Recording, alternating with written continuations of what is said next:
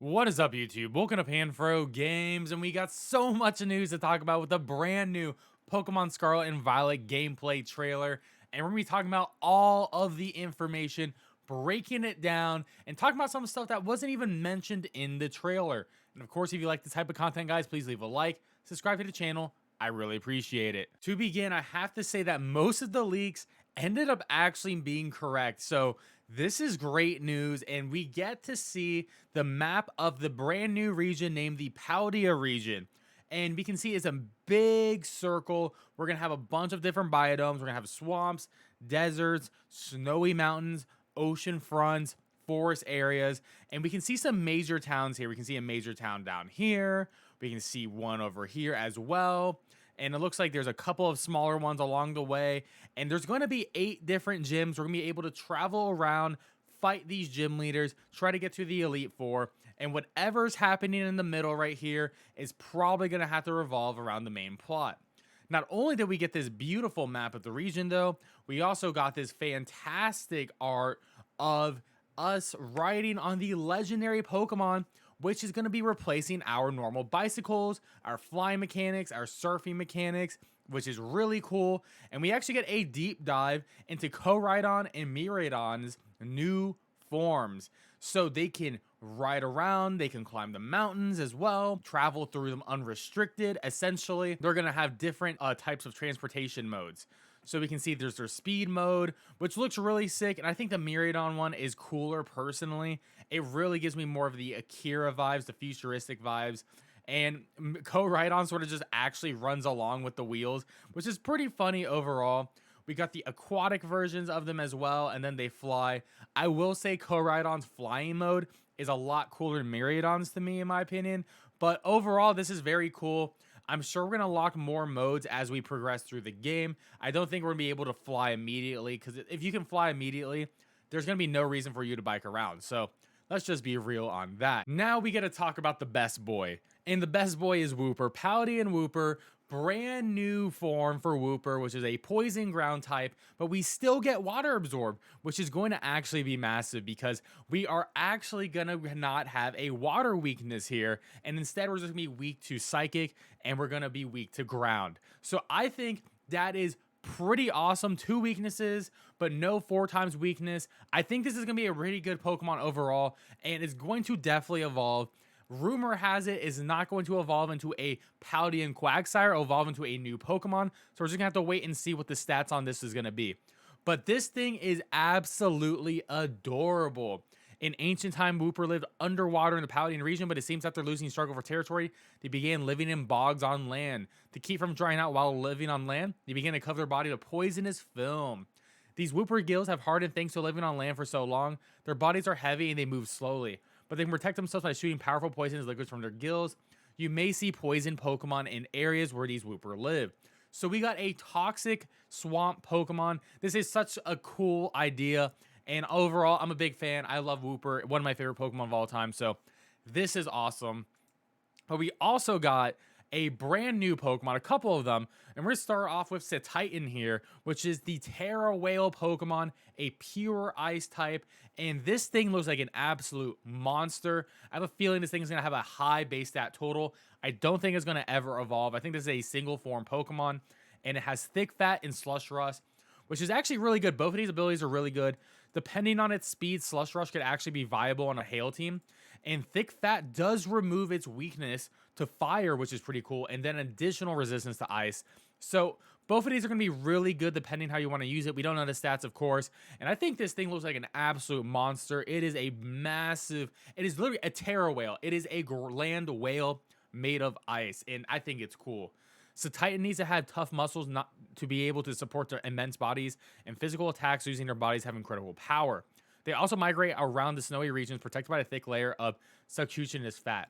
So this thing is going to be a big physical attacker. So I'm expecting a lot of physical ice moves coming out, but also some other great physical moves for his move pool. Citation has 5 hard horns. Among them, the horn on the upper jaw is able to gather ice energy, making the surrounding temperature extremely low and freezing the area around the Pokemon. This really does remind me of a Gen 1 type of Pokemon, which is why I love the design. It really reminds me of something like a Nidoking or a Rhydon. I think this is really cool overall, and I'm a massive fan. And our last new Pokemon is Fidough, and I love the play on words in its name. It is a puppy doe Pokemon. It is a purebred Pokemon because it is a bred dog. Pure fairy though, that's really interesting. I think this is going to be a 2 or 3 stage evolution Pokemon. Of course, this thing is going to evolve. I really hope we get 2 additional, but it seems like a lot of dog Pokemon usually just evolve one more time. We saw Arcanine, we saw Houndoom. I mean, we got Bolton last time, so I'm probably gonna lean on the side it's gonna evolve at least once though. And it has own tempo, not a great ability, but this is obviously a baby Pokemon. We're probably gonna get this Pokemon really early into the game. This thing is so adorable though. This Pokemon has a moist, smooth feeling to it. Fidough's moist, smooth skin has elastic qualities and is both firm and soft at the same time. When these Pokemon become excited, they intimidate their opponents by puffing up their body to appear bigger. So I wonder if this thing is going to become a massive dog. Like, it's going to puff up. It's going to be like a big dog. It's going to be really intimidating. It's going to start cute and just be really intimidating. And Fidough ferments things in his vicinity using the yeast in his breath. Said yeast is useful for cooking, so this Pokemon has been protected by people since long ago. Maybe this is a hint at a signature move. We're going to have to wait and see, but I am really excited for what Fidough has to show us in the very near future. Pokemon Scarlet and Violet is doing something that we've never seen before in a Pokemon game, and we're actually able to go through the entire story in any order that we want. And not only is that just one aspect of this story, but there are 2 other aspects of this story that we do not know about yet. But what we did learn is that you can do the gym leaders in any order. There is no level scaling, so if you wanted to go to the potentially last gym leader, you could do that first thing in the game and probably get beaten because you only got like a level 10 Pokemon and they got like something at level 50, right? So that's really cool though, that you could potentially do something in the middle at the beginning, and maybe you will actually beat it if you have a really good skillful plan or a really good team of Pokemon. So that's really awesome, and I wonder how that's going to affect the certain Pokemon we see. I wonder how that's going to affect Pokemon that we battle, if we can run away, if it's going to be like an auto lose situation. There's a lot of questions with how they're making this open world, but I am super excited to see how they're actually going to knock this out and how we can experience the world of Pokemon in a vastly different way than usual. And it looks like we get our first image of what a gym potentially looks like. And we do want to hit that champion rank. I assume once we hit that champion rank, we'll be able to do this story stuff with Koraidon and Miraidon. Usually the legendary story takes place right after the champion or right before. But because it is 3 grand adventures, it seems like we need to complete all 3 and then get the story payoff with the legendary Pokemon. We also learned about a brand new gym leader, which is Grusha. Grusha is a gym leader that is an ice type specialist. They use Cetitan as their partner, and he looks pretty cool. I wasn't expecting this at all, but it's really cool, the design. I'm a big fan, and I can't wait to see what the other gym leaders eventually end up looking like. But now we know for certain one of the 8, and this was a correct leak as well. So now the brand new mechanic, this is our new Dynamax, our new Mega essentially, and it is called Terastal. We're going to be terrestrializing our Pokemon with Tera Jewels. So I'm just going to call it terraforming at this point, right? So essentially, when you use a Tera Pokemon, they are going to be able to get a stab boost. And it could be the same type they already are.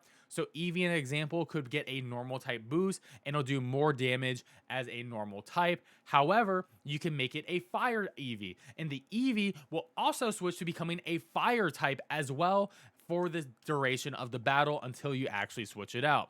And you can see the starters. You can see there's a different thing for each one. So you get a flower for a grass type, a candle for a fire type, and a water fountain for a water type. And it is really cool because, you know, this is going to change competitive Pokemon. And there are 18 different types, and the Pokemon you catch will have a different Tera type assigned to them. There could be a way to actually change your Tera type later in the game, which I think that would be really cool. But it seems like this is a predetermined type when you actually capture the Pokemon. But not only does your Pokemon change their type, some can change their form too. And Pikachu is actually going to be getting a brand new Tera form, which is going to be Air Balloon Pikachu. And this is going to be a pre-orderable bonus for the game. And you'll get a flying type Pikachu. This is the only way Pikachu will actually learn fly. So this is definitely something you want to get. And you have up until February 28th, 2023 to actually get this. So that is really cool. Looking at the Eevees here with the different forms, it just looks so sick. And honestly, if something like Ninja is in the game, that's me terrifying. Wonder Guard, change yourself to like electric type, and then you have an air balloon as an item. You literally have no weaknesses and you can never beat it. So hopefully said Ninja is not in the game. So this is going to be very interesting balance-wise. Super excited to see how this is actually going to be in VGC. Important story-wise, only certain trainers can do it. My bet is your rivals going to be able to do this, the gym leaders and the Elite Four and the champion, but not regular trainers. So you're not going to be seeing a lot of Tera stuff throughout the entire game, but you're going to be seeing it for special trainers. Maybe your rivals will have this as well. And then they're also bringing back raid battles from Sword and Shield, and now they're called Terra raids. They're essentially the same thing. It literally looks like the exact same thing. It has the star system. You can see a silhouette of the Pokemon. You can battle as a group. You can change Pokemon, but they're actually making it a lot better. Because one, the Pokemon you catch will be in their Tera forms. As you can see, Gardevoir here is pretending to be a water type. So we're going to be able to fight like a water type Gardevoir and catch it with our friends. But it's not going to actually be turn-based. You're going to be able to actually constantly be able to use your actions at the same time as your other partners. So it's going to make the battles a lot more faster, but there are also going to be different ways of cheering. You're going to be able to boost attack and special attack, boost defense and special defense, and you're able to hear. So this is really cool. There's going to be a lot of coordination. I wonder how deep is actually going to go, because it felt really, shallow in Sword and Shield. It was really cool to novelty because it was the first time, but now we're going to get a lot more depth to this mechanic. And yes, you can catch this Pokemon, and there's going to be really good rewards. I'm assuming we're going to get like the candy system again for EXP. Probably going to be able to get vitamins and things like that. And yes, we're going to need Nintendo Switch Online in order to do these, because this is an online thing, but you can battle with your friends with a link code, and you can also battle with randoms on the internet. And I can't wait to do that with my community. I think that's gonna be really awesome and fun. And of course, the new mechanic is involved in the story, and we're gonna be going on a treasure hunt, and we're gonna be either part of the Scarlet or the Violet Academy. We got a couple new characters. We got Director Cavell, either in the orange or Scarlet, purple for Violet, and we got our homeroom teacher, which is Jox, and they're gonna be essentially, seems like our main person we're gonna be talking through the entire story. They know a lot about Pokemon biology. They also made the Pokedex app for the Rotom phone, which is really cool.